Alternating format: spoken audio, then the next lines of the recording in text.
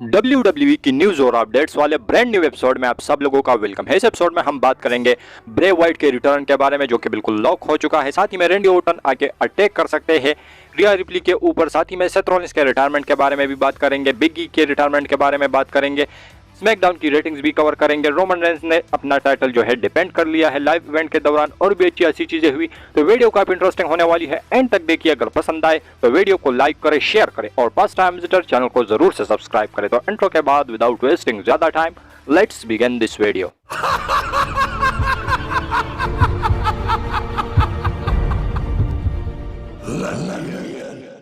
तो सबसे पहले स्टार्ट करते हैं स्मैकडाउन की रेटिंग्स के साथ। तो पिछले हफ्ते की जो स्मैकडाउन की रेटिंग्स थी वो थी 2.3 कुछ मिलियन व्यूज थी, लेकिन इस हफ्ते की अगर हम बात करें तो ये काफ़ी ज़्यादा डाउनफॉल में आ चुकी है, और इस हफ्ते की जो स्मैकडाउन की रेटिंग्स है वो है 1.182 मिलियन व्यूज़।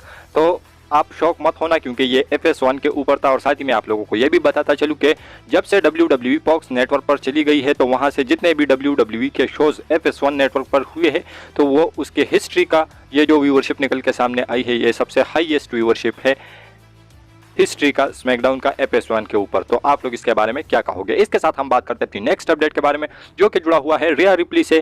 तो रिया रिप्ली जो है, आप लोग हाल फिलहाल में देख रहे हो वो डोमिनिक मिस्टीरियो पर कितनी ज़्यादा मेहरबान हो चुकी है, और मंडे नाइट रॉ के बैक स्टेज पर उन्होंने जो वर्ड यूज़ किया था वो तो मैं यहाँ पर नहीं कह सकता, लेकिन वो काफ़ी ज़्यादा ऐसा 18+ वाला था। लेकिन अब जो है रिया रिप्ली ने रिसेंट के एक इंटरव्यू के दौरान जो है वो ये बात क्लियर करके बता दी है कि जो रिया रिप्ली है वो डोमिनिक मिस्टीरियो का स्केच बनाना चाहती है, एक टैटू बनाना चाहती है डोमिनिक मिस्टीरियो के फेस का अपने दिल के ऊपर, यानी अपने चेस्ट के ऊपर वो डोमिनिक मिस्टीरियो का एक टैटू, फेस टैटू बनाना चाहती है।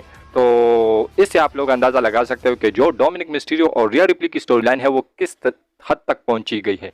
इसके साथ हम बात करते हैं अपनी नेक्स्ट अपडेट के बारे में, जो कि जुड़ा हुआ है रैंडी ऑर्टन से। तो रिया रिप्ली से सवाल पूछा गया कि क्या आप लोग जो है जजमेंट डे के अंदर रैंडी ऑर्टन को एंटर करोगे, यानी उसको जजमेंट डे के अंदर जगह दोगे? तो जिस पर रिया रिप्ली कहती है कि हाँ, हम तो जगह ज़रूर देंगे। लेकिन वो जो सवाल पूछने वाला बंदा था वो कहता है रिया रिप्ली से कि रैंडी ऑर्टन जो है वो आपको RKO भी हिट कर सकता है, क्योंकि आप लोगों ने देखा होगा कि जो रैंडी ऑर्टन है उसका कैरेक्टर ऐसा है, वो हील पर्सोना उसका ऐसा है कि वो किसी को भी नहीं बख्शता। ओल्ड हो, यंग हो, वुमेन हो, जो भी हो, उसको RKO वो हिट करता है। तो इस पर रिया रिप्ली कहती है कि जो रैंडी ऑर्टन है वो जजमेंट डे के अंदर आ तो ज़रूर सकता है, लेकिन वो मेरे नीचे रहेगा, मेरे ऑर्डर्स को फॉलो करेगा, और वो कभी भी मुझे RKO नहीं हिट कर सकता। तो आप लोग रिया रिप्ली के इस बातों से एग्री करते हो या नहीं? वेल, इसके बारे में अपनी राय नीचे कमेंट सेक्शन में ज़रूर बताइए। इसके साथ हम बात करते हैं अपनी नेक्स्ट अपडेट के बारे में, जो कि जुड़ा हुआ है बिग ई से। तो बिग ई पॉसिबली आप लोगों को रिटायर होते हुए नज़र आ सकते हैं, और उसका रिटर्न कभी भी आप लोगों को देखने को नहीं मिलेगा। तो अकॉर्डिंग टू अपडेट्स, एक अपडेट निकल के सामने आई है बिग ई को लेकर कि जो बिग ई है उसको नेक इंजरी हुई है, आप लोगों ने देखा होगा, और कितने तकरीबन 1 साल से ज़्यादा हो चुका है कि वो गायब है। और अब बताया जा रहा है कि जो बिग ई है उसकी सिचुएशन काफ़ी अच्छी है, और वो काफ़ी ठीक ठाक है, फिट फाट है, लेकिन फिर भी वो रिटायर हो सकते हैं। तो क्योंकि आप लोगों को पता होगा इस पास्ट में इस तरीके की इंजरी एज को भी हुई थी, डेनियल ब्रायन को भी हुई थी, लेकिन उसके बाद WWE ने जैसे ही वो ठीक हो गए तो WWE ने उसको रिटर्न करवाया वापस से रिंग के अंदर। लेकिन अब बताया जा रहा है कि जो WWE जो एंडोवर है उन्होंने ले ली है। तो ऐसे में अगर कोई सुपरस्टार जो है रिंग के अंदर वापस से दोबारा इंजर हो सकता है, या उसके साथ कुछ गलत होगा जो कि पहले से भी इंजर्ड है, तो इस वजह से जो WWE है उसकी इमेज ख़राब होगी, और अगर इमेज ख़राब होगी तो एंडोवर को नुकसान होगा। तो इस वजह से इस अपडेट का कहना है, विंस रूसो का ये कहना है स्पेशली, उन्होंने ये कहा कि जो एंडोवर वाले हैं वो बिगी के रिटर्न को रोक सकते हैं, अकॉर्डिंग टू इस वजह से कि जो WWE है उसकी इमेज ख़राब हो सकती है, और उसके बिजनेस में फिर उसको नुकसान हो सकता है। तो इस वजह से जो बिगी है उसकी रिटर्न रोक दी जा सकती है। लेकिन अगर विंस मैकमैन होते तो डेफिनेटली वो बिगी की रिटर्न ज़रूर करवाते, क्योंकि वो किसी चीज़ की भी परवाह नहीं करते, और वो खुद ही WWE के मालिक थे, तो अगर उसको प्रॉब्लम नहीं थी। लेकिन अब जो है WWE विंस मैकमैन के नहीं है, तो ऐसे में जो है एंडोवर वाले इसके बारे में कुछ ना कुछ जो है ज़रूर सोचेंगे अगर बिगी का रिटर्न करवाते हैं। तो आप लोग इसके बारे में क्या कहोगे? इसके साथ हम बात करते हैं अपनी नेक्स्ट अपडेट के बारे में, जो कि जुड़ा हुआ है सेथ फ्रीकिन रॉलिंस से। तो सेथ रॉलिंस कब रिटायर होंगे, तो उन्होंने अपना टाइम फ्रेम बता दिया।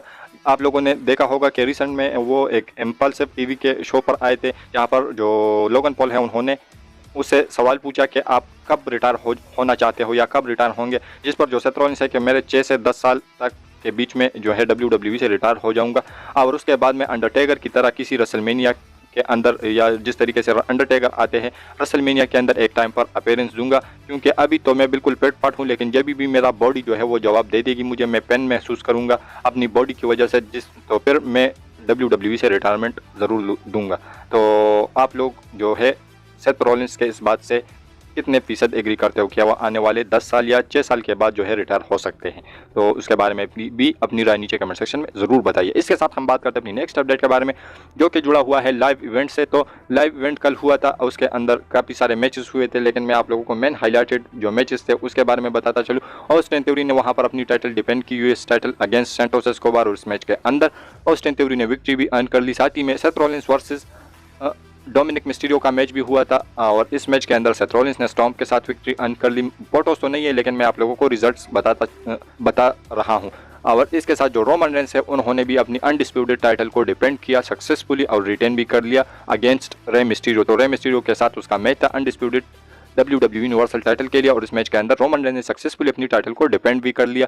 और इस लाइव इवेंट के दौरान हमें जो शॉर्टजी ब्लैक हार्ट है उसका नया लुक भी देखने को मिला, जिस तरीके से उन्होंने अपने जो बाल है वो उड़ा दिए हैं। तो उन्होंने अपने जो ऐसे आप लोग कह सकते हो कि पर्पल या ग्रीन सा कलर जो है वो अपने छोटे छोटे बालों पर लगाया हुआ है, जो कि काफ़ी मस्त लग रहा है।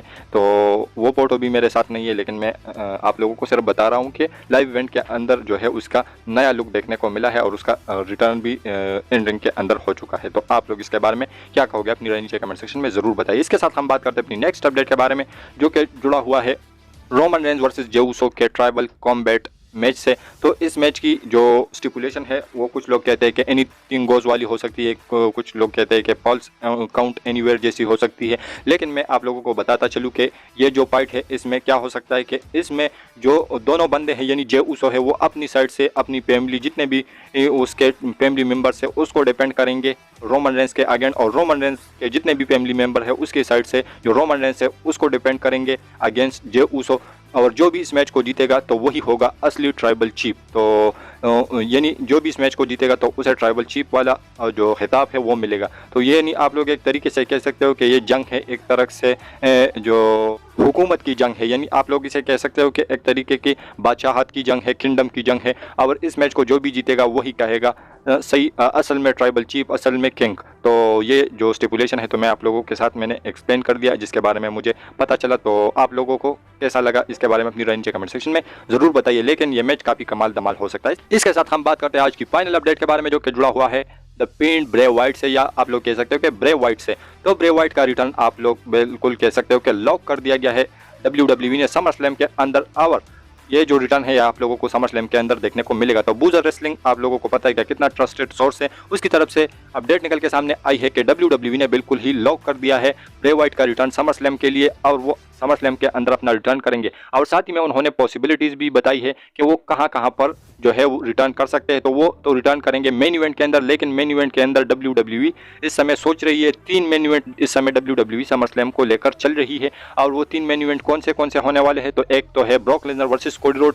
इस मैच के अंदर ब्रे वाइट की पॉसिबिलिटी बताई जा रही है कि वो इसके अंदर आ सकते हैं, या तो वो ब्रॉक लेसनर के ऊपर अटैक करेंगे या कोडी रोड के ऊपर। तो कोडी रोड के साथ भी उसका मैच पॉसिबली बताया जा रहा था कि होगा, लेकिन उसके बाद ब्रे वाइट जो है गायब हो गए। ब्रॉक लेसनर के साथ पिछले समर स्लैम के बाद जो है एक वीडियो WWE ने ड्रॉप कर ली थी जिसमें उन्होंने वो व्हाइट रैबिट को क्रश कर लिया था। तो ब्रॉक लेसनर और ब्रे वाइट का मैच रेसलमेनिया के लिए बताया जा रहा था। तो इन दोनों पर अटैक कर सकते हैं या किसी एक पर अटैक कर सकते हैं। साथ ही में दूसरा जो मेन इवेंट बताया जा रहा है वो है Seth Rollins versus fin baler for the WWE world heavyweight championship. तो इस मैच के अंदर वो सेथ रॉलिंस के ऊपर अटैक कर सकते हैं। यहाँ पर एक के बारे में बात की गई है, लेकिन यहाँ बताया जा रहा है कि चांस थोड़ा सा कम है। और तीसरा जो मेन इवेंट हो सकता है वो होगा रोमन रेंज वर्सेस जे उसो का for the undisputed WWE universal championship. और इस मैच के अंदर वो रोमन रेंज पर आकर अटैक कर सकते हैं। और जो फ्यूड है जिस तरीके से 2020 के पेबैक में रोमन रेंज ने टाइटल जीती थी ब्रे वाइट से, तो उसी तरीके से इन दोनों की जो फ्यूड है या एक मैच है वो सेट हो सकता है पेबैक के लिए। और समर स्लैम के बाद पेबैक ही अगला प्रीमियम लाइव इवेंट है। तो समर स्लैम के अंदर रोमन रेंज ने अटैक किया था ब्रे वाइट के ऊपर, तो ऐसे में ब्रे वाइट आकर अटैक कर सकते हैं रोमन रेंज के ऊपर। तो आप लोग किसके खिलाफ ब्रे वाइट का मैच देखना चाहते हो उसके बारे में अपनी राय नीचे कमेंट सेक्शन में जरूर बताइए, और किस मैच के अंदर आप लोग ब्रे वाइट का रिटर्न देखना चाहते हो तो उसके बारे में भी अपनी राय नीचे कमेंट सेक्शन में जरूर बताइए। और हमारी ये जो आज की वीडियो थी वो यहीं तक की थी। अगर पसंद आए तो वीडियो को लाइक करें, शेयर करें और फर्स्ट टाइम विजिटर चैनल को जरूर से सब्सक्राइब करें, क्योंकि आप लोगों को हमेशा ऐसी ही इंटरेस्टिंग और लेटेस्ट वीडियोस देखने को मिलती रहती है। तो मिलता हूं आपसे बहुत ही ज्यादा जल्दी किसी और इंटरेस्टिंग वीडियो के साथ। तो until that time stay healthy and keep watching Russell catcher.